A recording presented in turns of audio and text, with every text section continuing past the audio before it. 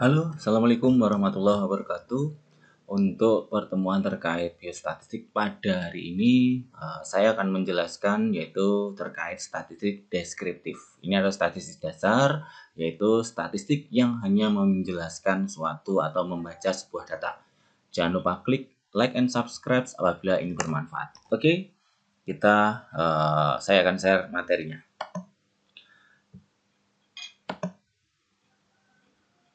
Nah, statistik deskriptif. Nah, merupakan tanpa adanya analisis, statistik ini merupakan statistik yang tujuannya bukan untuk melakukan sebuah generalisasi hasil. Ya, tetapi lebih ke arah memaparkan suatu hasil survei, hasil penelitian seperti itu. Nah, dan hanya melakukan perhitungan saja. Jadi data itu disajikan. Data hasil survei itu ditunjukkan, ditampilkan, dan disajikan. Nah, adapun bentuk-bentuk frekuensinya bisa dalam bentuk mean atau rata-rata, kemudian modus, yaitu nilai yang sering muncul, kemudian median atau nilai tengah. Kemudian bisa dalam bentuk diagram, bentuk histogram, poligon, dan macam-macam. Itu adalah tampilan disebut sebagai statistik deskriptif. Dan yang satunya, statistik inferensial, adalah statistik yang digunakan untuk menganalisis dan sifatnya adalah untuk uji hipotesa. Nah, di mana hipotesa sendiri ada dua, hipotesa 0 atau H0 dan hipotesa 1 atau hipotesa alternatif. Di mana kalau namanya H0 isinya pasti tidak ada, baik itu menguji korelasi, regresi, ataupun komparasi. Tujuannya untuk mengujikan H0-nya pasti tidak ada hubungan, tidak ada pengaruh, tidak ada beda, misal seperti itu. Kemudian kalau H1-nya ada hipotesa alternatif, jadi isinya ada kata depannya, yaitu ada hubungan, ada pengaruh, ada beda. Contoh seperti itu. Nah, contoh uji-ujinya di sini di slide saya ada uji T, uji Z, uji F, dan uji-uji yang lainnya. Baik, saya lanjutkan. Nah, jenis-jenis data statistika ada statistik deskriptif di sini. Adapun penyajian data, ukuran remusatan, penyebaran, angka indeks dan sebagainya. Nah, di sini yang perlu dipahami dalam statistik membutuhkan ada istilah yang disebut sebagai teknik sampling, adalah metode pengambilan sampel. Kalau teknik sampling dilakukan dengan cara mengambil semua, itu tidak perlu pakai sampel. Jadi itu artinya total populasi. Nah, namanya sampling adalah mengambil sebagian data dari populasi yang ditujukan untuk menggambarkan keadaan yang mewakili populasi tersebut. Ya, jadi artinya sampel adalah sebagian dari populasi yang menggambarkan kondisi keadaan populasi, walaupun sifatnya hanya sebagian tetapi dapat mewakili. Artinya seperti itu, disebut sebagai sampel. Dan ada beberapa jenis teknik sampling. Teknik sampling yang pertama disebut sebagai teknik sampling probability, dan teknik sampling yang kedua non-probability. Disebut probability adalah semua anggota populasi berhak memiliki peluang menjadi sampel. Nah, teknik samplingnya ini biasanya dengan metode acak atau random.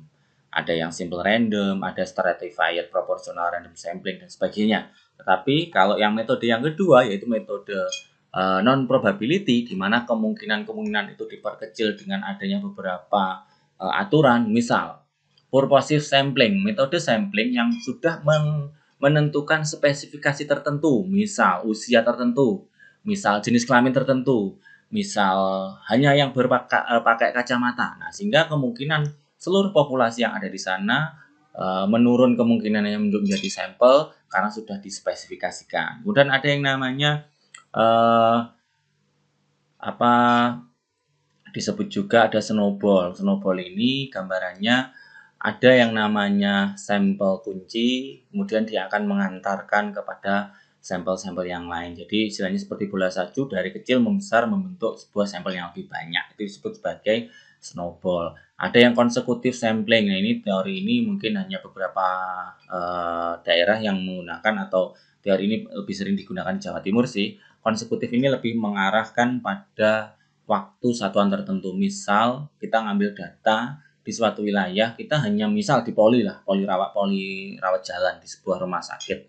Kita ngambilnya saat periode waktu 1 minggu, mulai hari Senin sampai dengan hari Sabtu, maaf. Nah, misal seperti itu. Berapapun jumlah orang yang datang di sana, dia akan jadikan sampel. Nah, itu adalah non-probability dan sebagainya. Oke. Kemudian ini adalah jenis data-data kuanti, ada kualitatif. Data kualitatif adalah contoh di situ ada jenisnya, jenis kelamin, warna, habitat dan sebagainya, sehingga tidak menggambarkan kuantitas. Sedangkan data kuantitatif ada data diskrit dan data kontinu. Data diskrit penjelasannya sebagai berikut. Nah, data kontinu adalah data yang memiliki koma di belakangnya. Contoh seperti data seperti ini. Berat badan 40,3, sekian, tinggi badan 170, sekian. Misal seperti itu. Kemudian kalau data diskrit adalah data yang angkanya bulat. Oke. Nah, ini yang harus dihafalkan oleh saudara sekalian karena ini merupakan dasar statistik. Saudara sekalian harus mengerti apa itu skala data. Nah, skala data disingkat NOIR. Nominal, ordinal, interval, dan rasio. Data yang paling tinggi adalah skalanya rasio. Ya, data ini memiliki tingkatan yang paling tinggi. Nah, saya jelaskan dulu. Kalau di sini tulisan di slide saya, skala data nominal adalah skala data statistik yang berdasarkan pada data yang sifatnya itu kalau saya jelaskan di sini. Data didasarkan klasifikasi tertentu, contoh jumlah mahasiswa biologi, tingkat jenis kelaminnya. Nah, contoh seperti itu kalau di teorinya ini. Tapi supaya mudah diartikan, data nominal adalah data yang sifatnya setara atau saya gambarkan sebuah garis datar. Maksudnya setara seperti ini. Misal jenis kelamin, laki-laki, perempuan. Nah, laki-laki dan perempuan memiliki kesetaraan, tidak ada yang lebih baik, tidak ada yang lebih kurang. Walaupun ada istilah wanita selalu benar, tapi itu tidak kalau dalam statistik. Laki-laki ataupun perempuan artinya sama, rata. Nah, ada lagi agama. Agama jumlahnya banyak. Islam, Kristen, Hindu, Buddha, Konghucu, dan sebagainya. Jumlahnya sangat banyak. Nah, tetapi sifatnya memiliki kesetaraan. Nah, ini disebut sebagai data nominal. Dan sering data nominal di sini biasanya digambarkan bentuk data nominal yang dikotomi. Dikotomi itu apa? Data yang hanya terklasifikasi dua. Misal, baik, buruk, positif, negatif. Data ini akan dimasukkan pada skala nominal. Oke, saya lanjutkan. Kemudian data ordinal. Data yang memiliki nilai urutan atau bertingkat. Nah, saya gambarkan secara mandiri dalam bentuk sebuah tangga yang artinya bertingkat atau berranking. Nah, itu skala ordinal. Sehingga misal seperti ini. Yang paling sering dalam penelitian digunakan kategorinya baik, cukup, kurang. Di mana baik paling tinggi, di bawahnya adalah cukup, di bawahnya adalah rendah. Nah, misal seperti itu contohnya. Kemudian data interval adalah skala data tertentu yang memiliki jarak rentang tertentu, yang memiliki penilaian tertentu. Semua data bisa masuk di skala interval, baik nilai negatif, minus, ataupun nilai positif, termasuk nilai 0. Jadi mulai angka minus tak terhingga sampai dengan plus tak terhingga. Nah, kemudian data yang keempat adalah data rasio. Data rasio adalah data parametrik dan juga sama seperti interval, sama-sama parametrik berdasarkan pengukuran. Data ini kalau namanya rasio adalah nilai yang didapatkan yang memiliki indikator nilai 0 mutlak. Artinya 0 mutlak apa? Di bawah angka 0 tidak ada. Misal, ngukur berat badan. Apakah ada yang berat badannya minus 10 kg? Pasti tidak ada. Ngukur gula darah. Apakah ada nilai gula darah minus? Pasti tidak ada. Nah, ngukur luas bangunan, nilainya pasti positif. Nah, itu yang disebut sebagai data rasio. Dalam nanti di SPSS hanya akan muncul 3 kategori, yaitu data nominal, ordinal, dan interval dan rasio itu dimasukkan pada data yang skalanya disebut scale. Ya, data scale, interval, dan rasio. Itu yang perlu dipahami. Oke, ini adalah bentuk-bentuk angkanya. Nah, kemudian ini ada statistik parametrik, tadi sudah saya sampaikan parametrik ada skala interval dan rasio. Kemudian untuk non parametrik adalah ordinal dan nominal. Bahasanya seperti itu.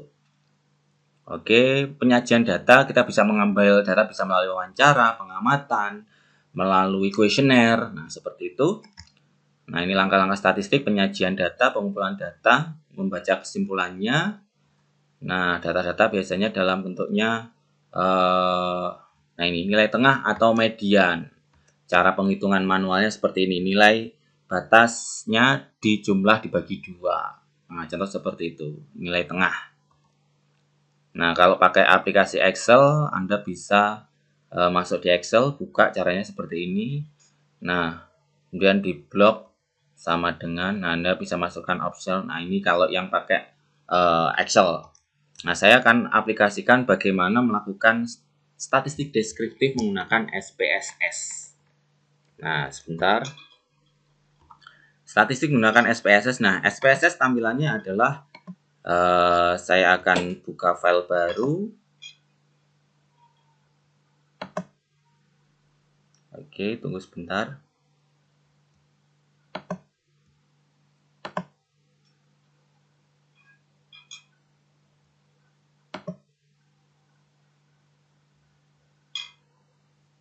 Nah, ini adalah tampilan SPSS rekan-rekan sekalian.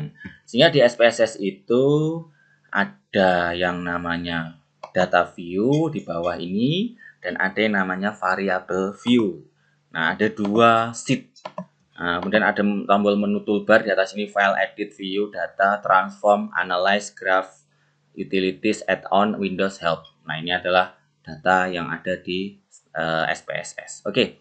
Nah, pada kali ini saya akan melakukan bagaimana sih membuat data dari data penyebaran data statistik yang sifatnya untuk data deskriptif statistik. Oke, kita cek seperti ini. Contoh, seorang peneliti melakukan penelitian atau melakukan survei terkait pengetahuan. Nah, saya akan membuat variabel di sini pengetahuan. Nah, untuk membuat variabel di variabel view tidak boleh pakai tidak boleh pakai spasi. Jadi kata-katanya bisa, kalau mau pakai spasi pakai underscore. Nah, kemudian saya punya pengetahuan 2. Ini nanti dengan tujuan berbeda. Kemudian ada gula darah. Nah, misal tekanan darah saya spasi maka tidak akan mau. Nah, karena memang oke. Wis minimal 3 ini. Kemudian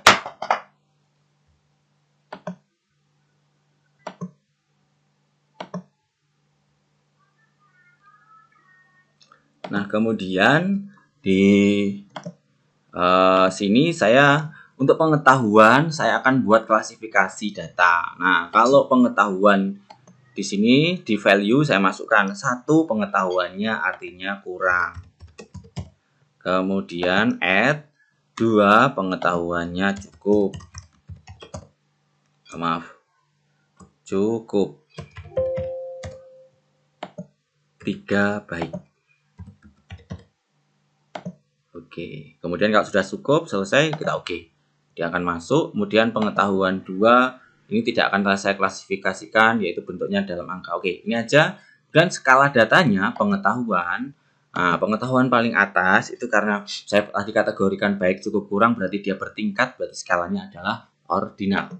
Nah, kemudian untuk pengetahuan yang kedua, ini karena tidak saya klasifikasikan, saya masukkan scale. Dia masuk skala interval dan gula darah adalah skala datanya juga scale karena dia masuk di rasio karena nggak ada gula darah nilainya minus. Oke, saya lanjutkan di data view.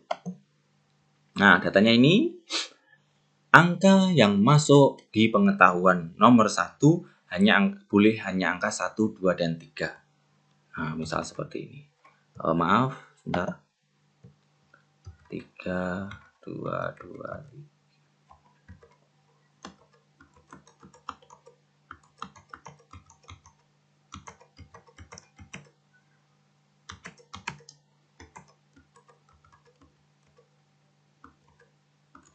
Contoh 25 responden yang saya miliki. Nah, kemudian di pengetahuan tanpa saya buat klasifikasi, contoh saya punya sebuah kuesioner. Nah, saya punya kuesioner isinya 10. Nah, kalau betul nilainya 1, kalau salah nilainya 0. Nah, berarti kalau setiap responden mengerjakan 10 soal tergantung nilai betulnya. Sehingga saya masukkan data seperti ini misal.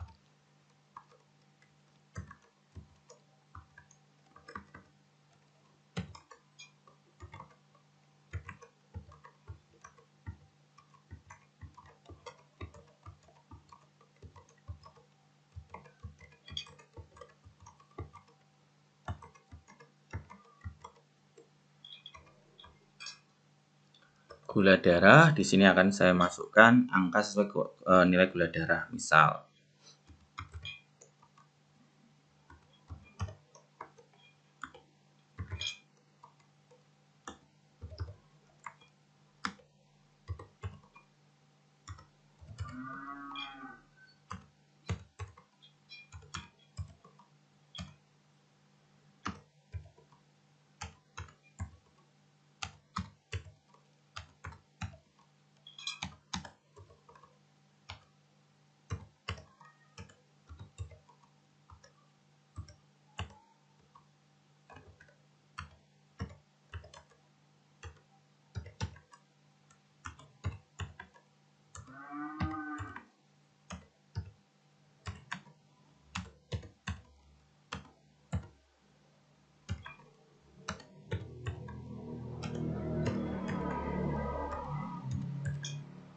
Nah, ini misal seperti ini. Nah, untuk poin pengetahuan nomor 1 ini tadi karena saya buat sebuah dinilai value, maka kalau saya centang maka dia akan berubah seperti ini. Karena yang kedua ini tidak ada klasifikasi, dia akan tetap dalam bentuk angkanya. Nah, untuk melakukan sebuah hasil analisis statistik, kita bisa melihat statistik deskriptif, kita bisa klik analyze deskriptif statistik. Pertama kita bisa lihat di frekuensi. Nah, di frekuensi ini kita bisa melihat, kita contoh di pengetahuan. Kita pindah dengan, kalau sudah klik biru seperti ini, kita pindah dengan panah. Nah, kemudian di statistik, kita klik, maka akan muncul tampilan seperti ini. Nah, Anda bisa tambahkan kuartil, Anda contohkan di sini. Mean, median, mode, sum. Nah, di sini Anda tambahkan nilai paling minimum terendah berapa, maksimum berapa. Nah, kemudian SE ini adalah simpangan baku, SE min. Kemudian Anda kalau mau menambahkan skewness dan kurtosis juga bisa. Ini adalah untuk membuat kurva, nilai data kurvanya, cuma nggak harus ya. Kemudian tinggal continue. Nah, Anda mau membuat chart. Nah, bentuk bar, bentuk pie, histogram bisa. Contoh saya pakai pie. Nah, frekuensi bisa, atau contoh persentase yang saya pakai. Nah, saya pakai persentase. Continue. Kalau sudah, formatnya saya rasa tidak usah. Cukup di statistik dan chart. Kemudian kita oke. Nah, setelah di oke, maka dia akan muncul data. Oke, wait for the moment. Nah, ini dia. Ini adalah statistik deskriptif. Nah, di sini nilai N valid, N-nya 25 sampel. Rata-ratanya adalah 1,64. Simpangan standar error of mean-nya 0,15. Nilai tengahnya adalah 1. Nilai modusnya adalah 1 yang sering banyak muncul. Nilai terendah 1, nilai maksimum 3. Jumlah total keseluruhan sehari semua sampel tadi adalah 41 poin nilai. Ini disebut sebagai data deskriptif statistik. Artinya data yang hanya bisa dibaca tanpa membuat sebuah analisis tertentu. Kemudian dari pengetahuan tadi kita dapat mengecek yang pengetahuannya kurang sebanyak 13 orang atau 52%. Yang pengetahuannya cukup 8 orang atau 32%. Yang pengetahuannya baik 4 orang atau 100 atau 16%. Ya, totalnya adalah 25%. Nah, maaf 25 orang atau 25 sampel. Nah, ini adalah gambaran untuk tabel diagram pie-nya. Sebagian besar pengetahuannya kurang. Nah, ini adalah untuk rangkaian uji yang pertama. Maaf, bukan uji sih, ini arahnya analisis deskriptif. Nah, Anda pun juga bisa melakukan dengan cara melakukan tabulasi silang. Caranya analyze deskriptif statistik. Nah, di sini Anda kalau mau foto tampilan juga bisa pakai deskriptif pengetahuan, di option diklik. Nah, tadi kita tinggal tambahkan. Ini kalau Anda pakai deskriptif statistik. Nah, maka tampilan datanya. Nah, ini adalah data yang akan ditampilkan secara singkat. Pengetahuan nilai terendah 1, nilai tertinggi 3, jumlahnya 41, rata-ratanya 1,64. standar deviasi atau simpangan bakunya 0,75. Nah, ini kalau itu. Dan ada cara statistik yang kedua, yaitu ada statistik yang kedua, ada deskriptif, kemudian kita masuk di cross tab. Nah, ini melakukan perbandingan dua data. Nah, di row kita masukkan pengetahuan, kita apakah bagaimana tabulasi silang antara gula darah dan pengetahuan. Kemudian di sel, nah khusus sel saja, persentasenya dicentang total. Nah, ini aja yang ditambahkan dan di OK. Nah, mungkin nanti ini agak cukup panjang biasanya. Nah, ini dia. Yang pengetahuannya, jadi bacanya karena ini tabulasi silang. Yang pengetahuannya kurang, gula darahnya 110,2. Yang pengetahuan kurang, gula darahnya 122. Ya, kalau sebagian besar ini gula darahnya seperti ini, ya kan? Nah, kalau data seperti ini yang paling dibaca yang paling banyak mana? Yang poinnya paling banyak. Contoh nih, yang posisi poin 3, gula darahnya 160, pengetahuannya kurang. Nah, ini adalah disebut sebagai tabulasi silang atau cross tabulasi. Baik, ini sedikit untuk materi pengantar terkait statistik deskriptif. Untuk pertemuan berikutnya adalah tentang statistik korelasi. Semoga bermanfaat. Saya akhiri. Wassalamualaikum warahmatullahi wabarakatuh.